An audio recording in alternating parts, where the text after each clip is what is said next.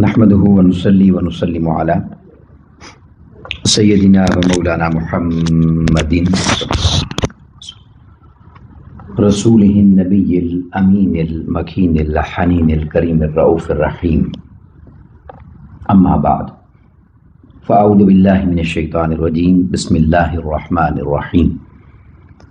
قال الله تبارك وتعالى في الكلام المجيد والفرقان الحميد: وإذا كنت فيهم فأقمت لهم الصلاة فلتقم طائفة منهم معك وليأخذوا أسلحتهم فإذا سجدوا فليكونوا من ورائكم ولتأت طائفة أخرى لم يصلوا فليصلوا معك وليأخذوا حذرهم وأسلحتهم. صدق الله مولانا العظيم. وقال الله تبارك وتعالى في شان حبيبه مخبرا وآمرا: إن الله وملائكته يصلون على النبي يا أيها الذين آمنوا صلوا عليه وسلموا تسليما. مولاي صل وسلم دائما أبدا على حبيبك خير الخلق كلهم محمد سيد الكونين والثقلين والفريقين من عرب ومن عجم والحبيب الذي ترجى شفاعته لكل هول من الأعمال مقتحم. يا ربي بالمصطفى بلغ مقاصدنا واغفر لنا ما مضى يا واسع الكرم. اللہ رب العزت خالق کائنات کی حمد و ثنا پیارے آقا کریم علیہ الصلوۃ والسلام کی بارگاہ میں عاجزانہ ہدیہ درود و سلام کے بعد تمام احباب اور سامعین کو السلام علیکم ورحمۃ اللہ وبرکاتہ. الحمدللہ تعالی اللہ رب العزت کے فضل و احسان کے ساتھ ہفتہ وار اس بابرکت محفل حمد و نعت اور درس و بیان میں ہم سب شریک ہیں. دعا ہے کہ اللہ رب العزت ہماری اس حاضری کو اپنی بارگاہ میں شرف قبولیت عطا فرمائے اور اپنی رحمت پاک کا صدقہ ہمیں حق بیان کرنے اور اس پر عمل کرنے کی توفیق اور سعادت عطا فرمائے. میں نے آپ کے سامنے سورہ النساء کی آیت مبارکہ نمبر 102 کی ابتدائی کلمات تلاوت کرنے کی سعادت حاصل کی. یہ آیت کریمہ تھوڑی طویل ہے، تقریباً آدھا جو حصہ ہے آیت کریمہ کا میں نے تلاوت کیا، اور جس مضمون پر اس آیت کریمہ میں بیان کیا گیا ہے وہ باجماعت نماز کی فضیلت کا ذکر ہے. آج جمعہ کی نشست میں بھی ہم نے نماز باجماعت کے حوالے سے بیان کیا ہے، اسی مضمون کو میں آگے تھوڑا سا بیان کرنا چاہ رہا ہوں. اب جس انداز سے اور جس مثال کے ساتھ اس مقام پر اللہ رب العزت نے باجماعت نماز کا تذکرہ فرمایا ہے، یہ کیسا یہ مثال ہے یا حکم ہے کہ کوئی نہ بھی سمجھنا چاہے تو باجماعت نماز کی فضیلت سمجھ جاتا ہے کہ اس انداز سے اللہ تبارک و تعالیٰ نے اسے بیان فرمایا. اور سب سے اہم بات یہ ہے کہ یہ کس وقت بیان فرمایا؟ میدان جنگ میں، حالت جنگ میں، یعنی اس وقت بھی باجماعت نماز ادا کرنے کا حکم دیا گیا. اب اس سے زیادہ تو نہ کوئی کسی کی مجبوری ہو سکتی ہے، نہ کسی کی کوئی زیادہ اس سے پریشانی ہو سکتی ہے، مشکل ہو سکتی ہے کہ وہ میدان جنگ میں ہو، دشمن سے مقابلہ کر رہا ہو. اس وقت ارشاد یہ فرمایا گیا کہ اس حال میں بھی تم نے نماز باجماعت ادا کرنی. اور اللہ رب العزت کا چونکہ کلام ہے، اس کلام کی اپنی شان ہے، بے شمار عظمتیں ہیں. یہ حکم اللہ رب العزت نے براہ راست آقا علیہ السلام کو دیا ہے، یعنی ہے تو ساری امت کے لیے، مگر خطاب براہ راست اللہ رب العزت نے آقا علیہ السلام سے فرمایا. اب اللہ رب العزت ارشاد فرماتا ہے: وَإِذَا كُنْتَ فِيهِمْ، اے میرے محبوب صلی اللہ علیہ وسلم آپ جب ان کے ساتھ ہوتے ہیں. میدان جنگ کا ذکر ہے، یعنی مضمون پیچھے چلا رہا ہے. فرمایا محبوب صلی اللہ علیہ وسلم وَإِذَا كُنْتَ فِيهِمْ، جب آپ ان کے ساتھ ہوتے ہیں، فَأَقَمْتَ لَهُمُ الصَّلَاةَ،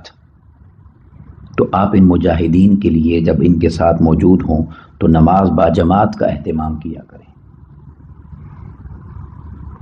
اب جو جہاد کرنے والے ہیں وہ میدان جنگ کے علاوہ بھی مجاہد کہلاتے ہیں، مگر آگے پورا بیان کیا گیا ہے حالت جنگ کا.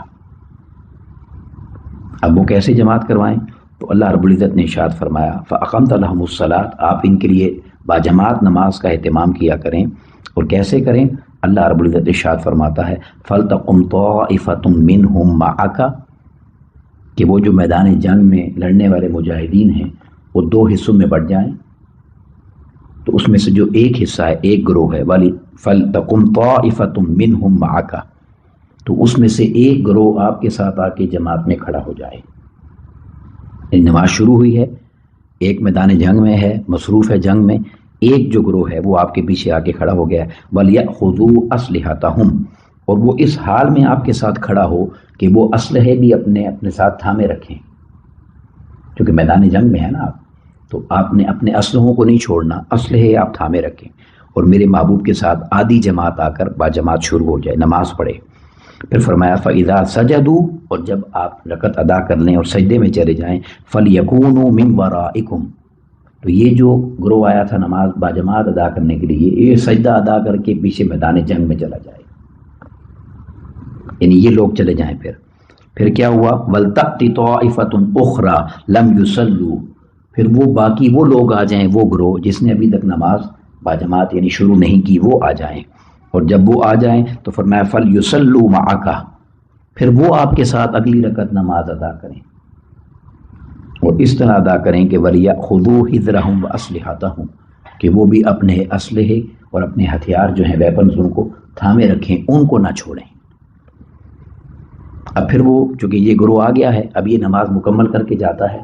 پھر دوسرا گروہ آ کے اپنی نماز مکمل کرتا ہے، یہ دوبارہ پھر ان کو چینج نہیں کیا جاتا، طریق یہ ہے۔ مگر دیکھیں آپ، جو بات سمجھنے والی ہے وہ یہ ہے کہ اللہ رب العزت نے میدان جنگ میں دشمن کے ساتھ مقابلہ کرتے ہوئے بھی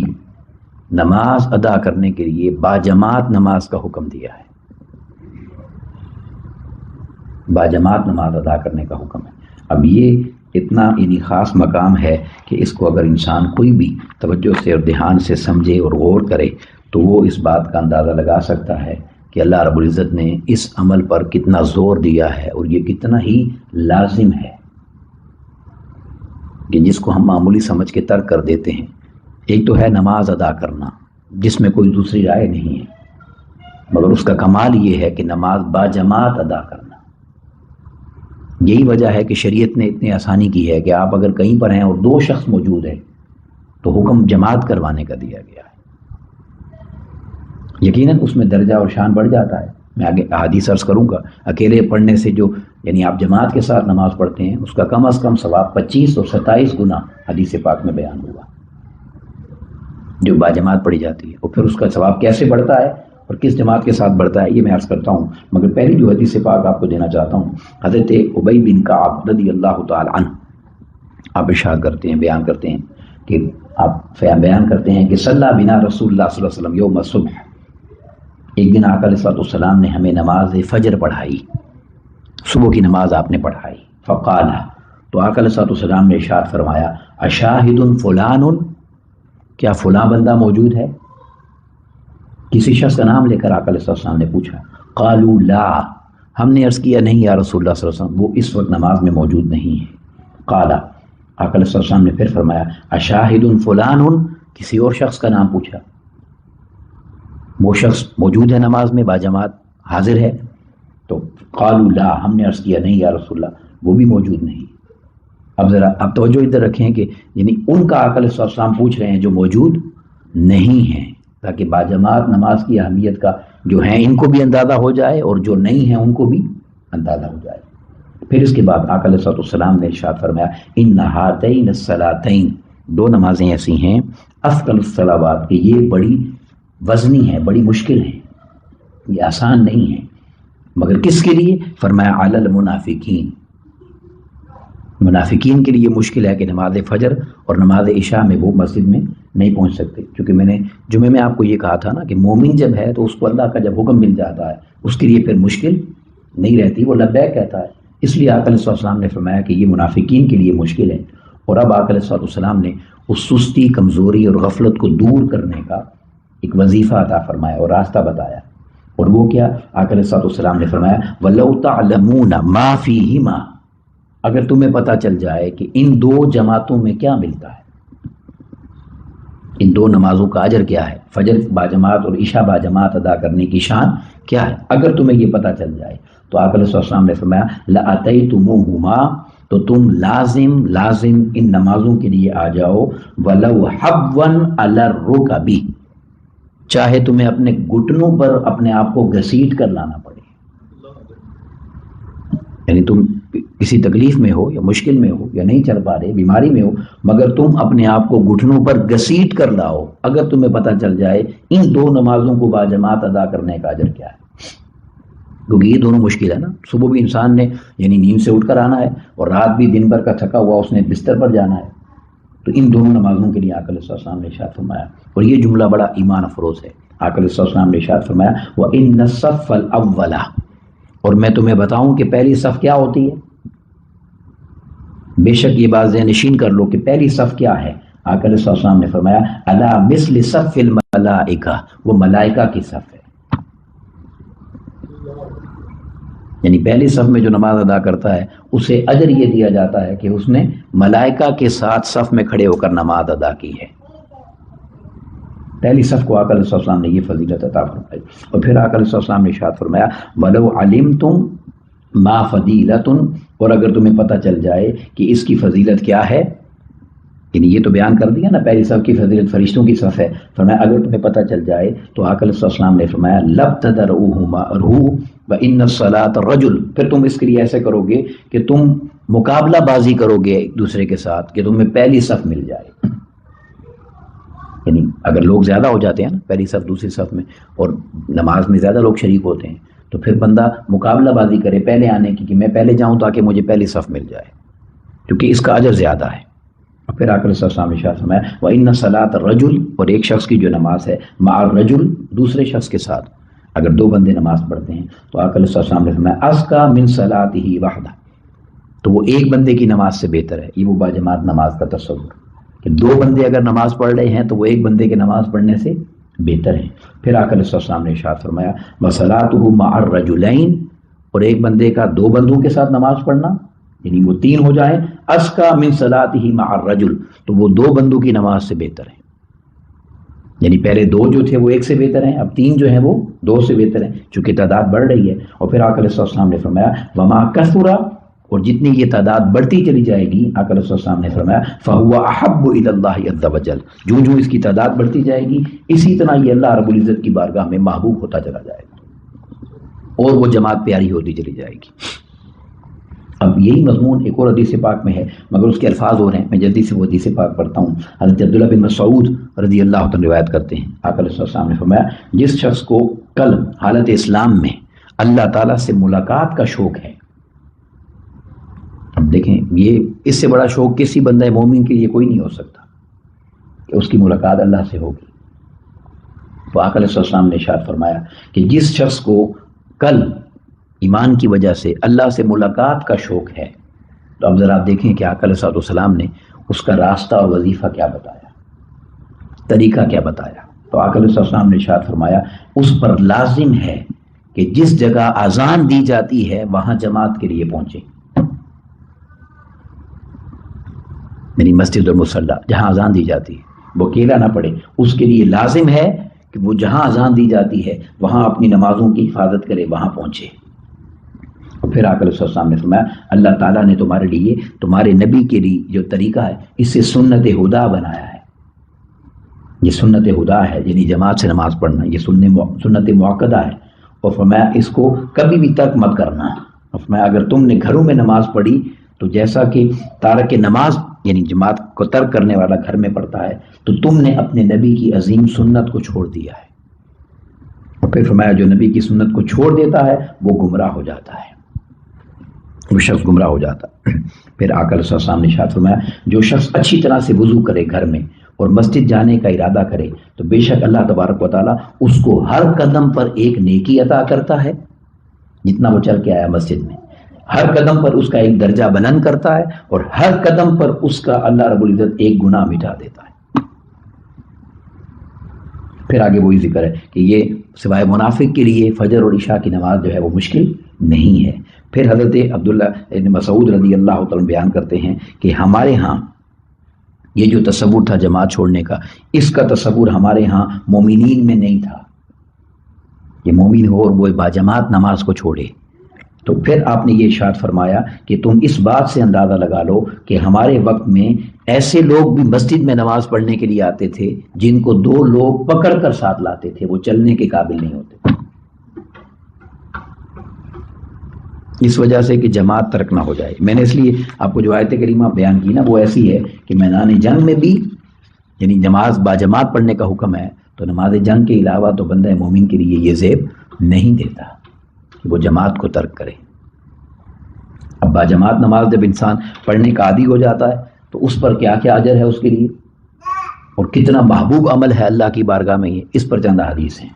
حضرت انس بن مالک رضی اللہ عنہ روایت کرتے ہیں، قال رسول اللہ صلی اللہ علیہ وسلم، آقا علیہ السلام نے ارشاد فرمایا، من صلی للہ، جو شخص اللہ کے لیے اس طرح نماز پڑھے، 40 یوما، 40 دن تک اس طرح نماز پڑھے، فی جماعت، باجماعت نماز پڑھے، یدرک التکبیرۃ الاولی، کہ اس کی تکبیر اولا جو ہے وہ اس سے مس نہ ہو، یعنی بالکل پہلی رکعت میں جب امام نماز شروع کرتا ہے اللہ اکبر، اسے تکبیر اولا کہتے ہیں، وہ اس وقت شامل ہو جائے، لیٹ نہ ہو۔ یعنی 40 دن ایک وظیفہ ہے نا، ایک چلہ ہے یہ، تو 40 دن کوشش کر کے اگر وہ باجماعت نماز اس طرح پڑھے کہ اس کی تکبیر اولا مس نہ ہو، تو آقا علیہ السلام نے فرمایا کتبت لہ براءتان، اللہ اس کے لیے 2 براءتیں 2 نجاتیں لکھ دیتا ہے، 2 براءتیں اور 2 نجاتیں لکھ دیتا ہے۔ اب وہ 2 براءتیں کیا ہیں؟ فرمایا براءت من النار، اللہ اپنے یعنی اس کے لیے فیصلہ لکھ دیتا ہے کہ یہ آگ سے آزاد ہے، اس کو آگ سے بری کیا جاتا ہے، وبراءۃ من النفاق، اور اس کے دل کو اور اس کے ایمان کو منافقت سے بری کر دیا جاتا ہے، آگ سے بھی بری ہو گیا اور منافقت سے بھی اس کے لیے نجات لکھ دی جاتی ہے جو شخص اس طرح کرتا ہے۔ اور پھر آقا علیہ السلام نے ارشاد فرمایا، حضرت ابو امامہ رضی اللہ عنہ روایت کرتے ہیں، آقا علیہ السلام نے فرمایا من تودع، جس شخص نے وضو کیا، ثم اتى المسجد، اور پھر مسجد میں آیا، فصلی رکعتین، اور 2 رکعت نماز ادا کی۔ اب 2 رکعت نماز کوئی بھی ہو سکتی ہے، مگر چونکہ آقا علیہ السلام کا سنت عمل ہے کہ جب مسجد میں آتے تو 2 رکعت نماز تحیۃ المسجد ادا کرتے، تو فرمایا 2 رکعت نماز ادا کی، مگر کس وقت؟ یہ بڑی اہم بات ہے، فرمایا قبل الفجر، یعنی فجر کی نماز سے پہلے وہ آ گیا وضو کر کے گھر سے،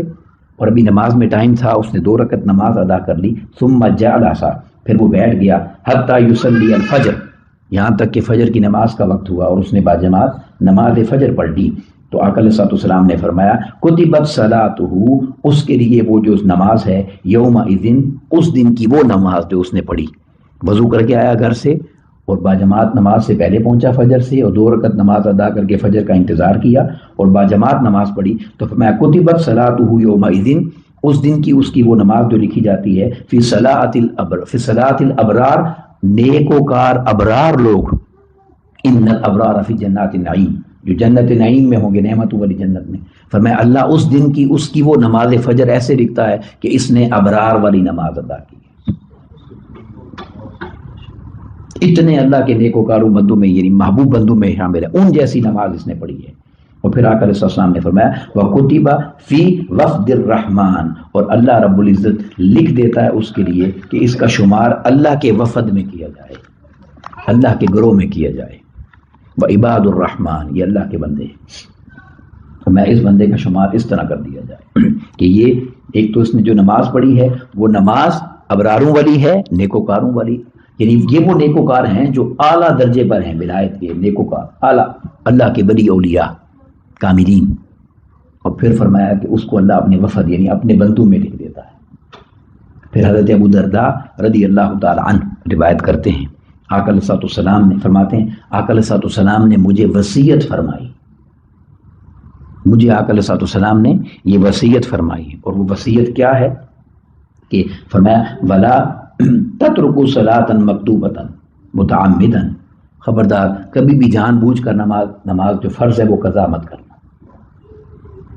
کبھی بھی نماز جان بوجھ کر جو ہے اس کو قضا مت کرنا، یقیناً قضا فرض نماز ہی ہوگی نا، نوافل کی بات تو نہیں ہے، فرمایا کبھی بھی صلاۃ مکتوبۃ متعمدا، کبھی بھی جان بوجھ کر نماز جو فرض ہے اس کو قضا مت کرنا۔ کیوں؟ فرمایا فمن ترکھا متعمدا،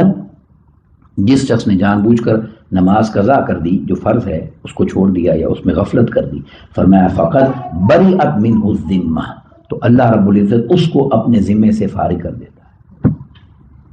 یعنی جمعے میں نے جو حدیث پاک بیان کی تھی وہ کیا، جو لوگ اس وقت نہیں تھے، کہ جو شخص نماز فجر ادا کرتا ہے اللہ رب العزت اس دن اس کو اپنے ذمہ میں لے لیتا ہے. اور یہاں کیا فرمایا کہ جو شخص جان بوجھ کر نماز کو چھوڑتا ہے اور نماز فرض قضا کرتا ہے وہ شخص ایسا ہی ہے کہ جیسے اس کو اللہ نے اپنے ذمہ سے خارج کر دیا ہے. اور جس کو اللہ اپنے ذمہ سے خارج کر لے اس کے لیے پھر کوئی ٹھکانہ بچتا نہیں ہے. اور وہ جو میں نے آپ کو باجماعت نماز کہی تھی وہ اس پر میں یہ حدیث آپ کے سامنے عرض کرتا ہوں. حضرت انس بن مالک رضی اللہ عنہ روایت کرتے ہیں آقا علیہ الصلوۃ والسلام نے ارشاد فرمایا کہ جس شخص نے اکیلے نماز پڑھی اس کو اکیلے نماز پڑھنے کا ثواب ایک نماز کا ثواب ملتا ہے. اور جس شخص نے اپنے قبیلے میں، اپنے آفس میں یا اپنے گھر میں یا اپنے ٹاؤن میں یا اپنے نیبرہڈ میں جو جماعت کچھ اکٹھے ہو کے لوگ کرتے ہیں تو اس حدیث پاک میں اس میں 25 نمازوں کا ثواب ہے. 27 کا بھی ہے، میں شروع میں عرض کر چکا ہوں باجماعت کا، مگر یہاں آقا علیہ السلام نے یہ فرمایا. اور پھر آقا علیہ السلام نے ارشاد فرمایا جو شخص جامع مسجد میں جہاں 5 وقت نماز باجماعت ادا کی جاتی ہے اس مسجد میں آ کر نماز پڑھتا ہے تو آقا علیہ السلام نے ارشاد فرمایا وہاں آ کر باجماعت نماز پڑھنے کا ثواب اللہ اس کو 500 نمازوں کے برابر عطا کرتا ہے. یعنی ایک آپ ذرا سوچیں تو صحیح نا کہ ایک نماز جماعت ہوا ہے جو گھر میں کروائی جا رہی ہے، جو آفس میں کروائی جا رہی ہے، جو کہیں آپ باہر نکلے ہیں پارک میں کہیں کروائی ہے، تو وہ اس نماز جیسی تو نہیں ہے نا جو آپ مسجد میں آ کے ادا کریں گے. یقیناً اللہ کا گھر ہے، اس کی اپنی فضیلت ہے. جب ایک ایک قدم پر آنے پر ایک گناہ معاف ہوتا ہے، ایک درجہ بلند ہوتا ہے اور اللہ ایک شان عطا کرتا ہے، ایک نیکی لکھتا ہے، تو وہاں پر آ کے نماز پڑھنے کی اس کی اتنی فضیلت ہے مسجد میں آ کے باجماعت نماز ادا کرنے کی کہ آقا علیہ السلام نے ارشاد فرمایا جو شخص مسجد میں نماز ادا کرنے کے لیے آتا ہے اور جماعت ہو چکی ہوتی ہے، وہ لیٹ ہو گیا کسی وجہ سے اور اپنی نماز پڑھتا ہے، اللہ اس کو پھر بھی باجماعت نماز کا اجر عطا کرتا ہے. اب اندازہ کریں کیوں کہ اس نے کوشش کی ہے، محنت کی ہے، وہ نکلا ہے گھر سے ٹائم نکال کر مسجد کی طرف آیا ہے، کسی وجہ سے اگر لیٹ ہوا ہے تو اللہ رب العزت اس کے اس آنے کو رائگاں جانے نہیں دیتا. اور اب اس پر ایک چونکہ بڑا وظیفہ ہے، لوگ جانتے ہیں اس پر، اور اس پر اللہ کا بہت سارے لوگوں کا معمول ہے، اللہ سب کو عمل کی توفیق عطا کرے. وہ فرض نماز کے بعد آیت الکرسی پڑھنا، اس پر یہ 2-3 حدیث ہیں، بس اس پر میں مکمل کرتا ہوں. جو فرض نماز پڑھی جاتی ہے اس کے بعد آیت الکرسی پڑھنا، اس کی فضیلت کیا ہے. عن ابی امامہ رضی اللہ تعالیٰ عنہ، حضرت ابو امامہ رضی اللہ تعالیٰ روایت کرتے ہیں قال رسول اللہ صلی اللہ علیہ وسلم، آقا علیہ السلام نے ارشاد فرمایا من قرأ آیت الکرسی فی دبر کل صلاۃ مکتوبۃ، جو شخص ہر فرض نماز کے بعد آیت الکرسی پڑھ لیتا ہے، اس کا معمول ہے یا وہ آیت الکرسی پڑھنے کو اپنا معمول بنا لیتا ہے، تو آقا علیہ السلام نے ارشاد فرمایا لم یمنعہ من دخول الجنہ، اسے جنت میں داخل ہونے سے کوئی چیز نہیں روک سکتی الا ان یموت، سوائے اس کی موت کے. یعنی اگر اس کی موت آ جاتی ہے، وہ تو ہر شخص کی آنی ہے نا، تو بس وہ موت ایک راستہ ہے، ایک بارڈر ہے یا ایک رکاوٹ ہے جو اسے جنت میں جانے سے روک رہی ہے. جو ہر فرض نماز کے بعد آیت الکرسی پڑھتا ہے اللہ اس کو مرنے کے فوراً بعد یعنی جنت میں داخلہ عطا کرتا ہے اور اسے جنت میں جانے سے کوئی چیز روک نہیں سکتی. ایک حدیث پاک کے الفاظ یہ ہیں اور ایک حدیث پاک میں آقا علیہ السلام نے ارشاد فرمایا عن الحسن ابن علی رضی اللہ عنہما، امام حسن مجتبی علیہ السلام مولا کائنات کے شہزادے اور آقا علیہ السلام کے منظور نظر، آپ بیان کرتے ہیں قال رسول اللہ صلی اللہ علیہ وسلم، آقا علیہ السلام نے ارشاد فرمایا من قرأ آیت الکرسی فی دبر الصلاۃ المکتوبہ، جو ہر فرض نماز کے بعد آیت الکرسی پڑھ لیتا ہے کان فی ذمۃ اللہ، وہ اللہ کے ذمہ میں ہو جاتا ہے، وہ اللہ کے ذمہ میں ہو جاتا ہے. اور آگے الفاظ کیا ہیں الی الصلاۃ الاخری، دوسری نماز تک وہ اللہ کے ذمہ میں آ جاتا ہے.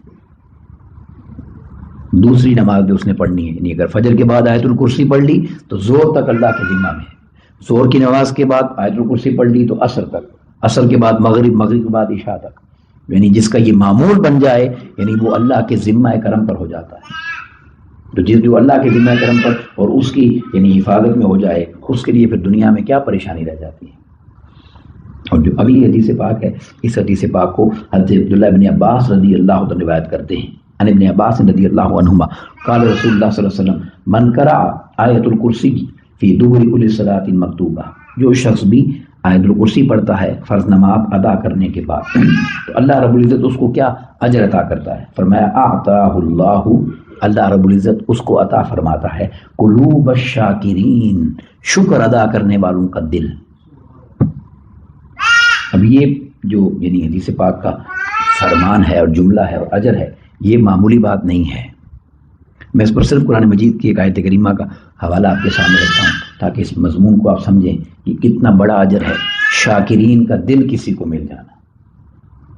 اللہ رب العزت نے ارشاد فرمایا وَقَلِيلٌ مِّنْ عِبَادِيَ الشَّكُورُ، میرے بہت سارے بندے ایسے ہیں، بہت سارے وہ میرے بندے ہیں مگر ان میں بھی شکر گزار کم ہے۔ ایک تو وہ ہے نا جو اللہ کا بندہ ہی نہیں ہے، وہ تو غافل ہے، ایک وہ جو اللہ کا بندہ ہے، اس کا محبوب ہے، اس کا قریب ہے، اس میں بھی اللہ رب العزت فرما رہا ہے کہ ان میں بھی شکر ادا کرنے والے تھوڑے ہیں۔ ام المومنین سیدہ عائشہ صدیقہ رضی اللہ تعالیٰ عنہ سے کسی نے پوچھا آقا علیہ الصلوۃ والسلام کی سیرت طیبہ کی سب سے عجیب بات بتائیے جو آپ کو عجیب لگتی ہو، تو سیدہ پاک رونے لگ گئیں اور فرمایا کون سی بات ایسی ہے جو ان کی عجیب نہیں ہے؟ ان کی تو ہر ادا ہی محبوب ہے۔ اس نے پھر عرض کیا یا سیدہ کوئی ایسا عمل جو انتہائی عجیب ہو؟ تو بی بی پاک نے فرمایا آقا علیہ الصلوۃ والسلام کا شکر ادا کرنا۔ اتنی کثرت سے شکر ادا کرتے تھے کہ ہمیں تعجب ہوتا تھا، اتنی کثرت سے شکر ادا کرتے تھے کہ ہمیں تعجب ہوتا تھا کہ یہ اتنا شکر ادا کرتے ہیں کون؟ کل کائنات کے مالک ہیں۔ آقا علیہ السلام نے ارشاد فرمایا جب جنت میں لوگ چلے جائیں گے نا، جنت میں لوگ چلے جائیں گے تو جنتیوں کو اللہ رب العزت فرشتوں سے فرمائے گا ان کو ایک طرف لے آؤ، میں نے ان کو کچھ پڑھانا ہے۔ امام غزالی نے احیاء العلوم میں اس حدیث پاک کو بیان کیا، میں ان کو کچھ بتانا چاہتا ہوں، پڑھانا ہے میں نے۔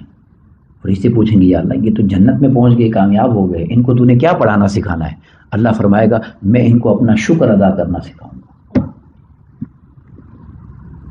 یعنی یہ ایسا عمل ہے، یہ اتنا آسان، ہم نے پانی پی کے الحمدللہ کہہ دیا، کھانا کھا کے دعا کر لی تو سمجھا ہم نے شکر ادا کر دیا، ایسا نہیں ہے۔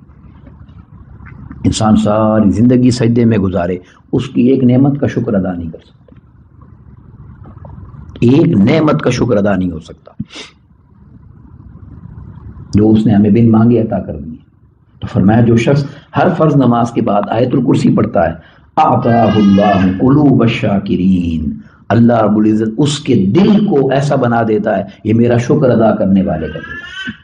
سبحان اللہ، کتنی عظیم نعمت ہے یہ۔ اور ایک دفعہ آقا علیہ السلام، مجھے حدیث یاد آ گئی، صبح آقا علیہ السلام تشریف لائے گھر سے باہر، ایک صحابی آئے تو آقا علیہ السلام نے فرمایا کیسے ہو؟ انہوں نے کہا میں ٹھیک ہوں۔ آقا علیہ السلام نے پھر فرمایا کیسے ہو تم؟ انہوں نے کہا جی میں ٹھیک ہوں۔ آقا علیہ السلام نے تیسری بار فرمایا کیسے ہو؟ صحابی نے کہا الحمدللہ میں ٹھیک ہوں۔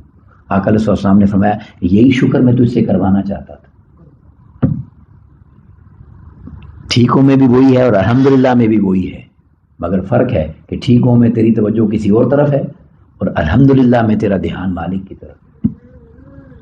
یعنی ایسا شکر سکھانے کا انداز ہے نا، اس طرح سکھایا تو فرمایا اس کے دل کو قلوب الشاکرین بنا دیا جاتا ہے۔ اور پھر آقا علیہ السلام نے ارشاد فرمایا وَأَعْمَالِ، وہ اس کے جو اعمال ہیں اعمال صدیقین، اور اللہ رب العزت اس کے اعمال کو ایسے کر دیتا ہے کہ اس نے صدیقین جیسے اعمال کیے ہیں۔ اب صدیقین کون ہیں؟ نبوت کے بعد سب سے بڑا مقام صدیقیت ہے، جسے قرآن مجید نے بیان کیا انعم اللہ علیہم من النبیین والصدیقین والشہداء والصالحین۔ انبیاء کے بعد سب سے بڑا مقام صدیقیت ہے، پھر اس کے بعد شہداء اور پھر صالحین ہے۔ جو فرمایا اس کے اعمال کیا ہو جاتے ہیں وَأَعْمَالُ الصِّدِّيقِينَ، اس کے اعمال کو ایسا کر دیا جاتا ہے یہ صدیقین کے اعمال ہیں۔ اور پھر آقا علیہ السلام نے ارشاد فرمایا، ذرا دل کو تھام کر یہ جملہ سنیے، آقا علیہ السلام نے فرمایا وَثَوَابَ النَّبِيِّينَ، اور اللہ اس کو ایسا ثواب عطا کرتا ہے جیسے اپنے انبیاء کو عطا کرتا ہے۔ سبحان اللہ، اللہ اس کو ایسا ثواب عطا کرتا ہے جو وہ اپنے انبیاء کو عطا کرتا ہے۔ 1 منٹ لگتا ہے ہر فرض کے بعد اگر آیت الکرسی پڑھنے کا معمول ہو، فرمایا اللہ اس کو یہ اجر عطا کرتا ہے۔ اور پھر آقا علیہ الصلوۃ والسلام نے ارشاد فرمایا، پھر اللہ رب العزت اس کو اور کیا عطا کرتا ہے، فرمایا وَبَسَطَ عَلَيْهِ يَمِينُهُ، اور اپنا جو دست قدرت ہے اللہ کا دایاں دست قدرت اپنی شان کے لائق، وہ اس پر اس طرح سایہ کر دیتا ہے بالرحمہ کہ اللہ رب العزت کی رحمت اسے اپنے سائے کے اندر لے لیتی ہے۔ یعنی اللہ نے بھی آقا علیہ السلام نے ارشاد فرمایا کہ اس کو دائیں دست شفقت جو اللہ کا دست رحمت ہے اس کے ساتھ اس پر رحمت کا سایہ فرما دیتا ہے۔ اور پھر آقا علیہ السلام نے ارشاد فرمایا وَلَمْ يَمْنَعْهُ مِنْ دُخُولِ الْجَنَّةِ، اور اسے جنت میں داخل ہونے سے کوئی چیز نہیں روک سکتی إِلَّا أَن يَمُوتَ، یہاں تک کہ اس کی موت ہے، بس موت آ جائے فَيَدْخُلُهَا، وہ جنت میں داخل ہو جاتا ہے۔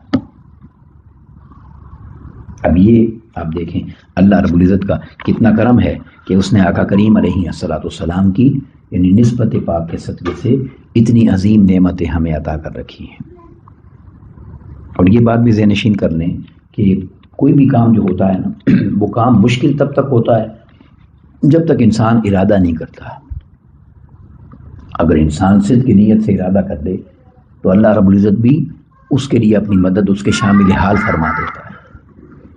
تو نیت اور ارادہ یہ کریں۔ سب سے پہلے تو یہ کہ اگر نماز میں غفلت ہے تو اس نماز کی غفلت کو دور کریں، اور پھر اگر اللہ کا شکر ہے کہ نماز کی پابندی ہے تو پھر اس سے ایک سٹیپ آگے بڑھیں، باجماعت پڑھنے کی کوشش کریں۔ اور میں اکثر صاحب سے یہ کہتا ہوں آپ ایک نماز سے شروع کریں کہ روزانہ ایک نماز مسجد میں پڑھی جائے، کوشش کریں، جب اس پہ اللہ معمول پکا ہو جائے پھر 1 سے 2 کی کوشش کریں، پھر 3 کی کریں، پھر 4 کی کریں، 5 کی کریں۔ اور وہ ایسا یعنی مہربان ہے کہ وہ تو خود فرماتا ہے تم میری طرف 1 قدم چل کے آؤ تو میں 10 قدم چل کے آتا ہوں۔ تو اگر آپ کوشش کریں گے صدق کی نیت کے ساتھ تو اس کی رحمت کے خزانے بہت وسیع ہیں، وہ یقیناً راستے کھول دیتا ہے، اور پھر وہ وہاں سے عطا کرتا ہے کہ جس کا انسان کبھی تصور بھی نہیں کر سکتا۔ اللہ رب العزت ہمیں ان باتوں کو سمجھنے کی توفیق عطا کرے اور اپنی رحمت خاص کے صدقے سے ہمیں یہ ساری نعمتیں اور برکتیں عطا فرمائے، اور ہمیں اس لائق بنا دے کہ ہم ان ساری باتوں پر عمل کرنے والے بن جائیں۔ وما علینا الا البلاغ المبین۔ السلام علیکم ورحمۃ اللہ۔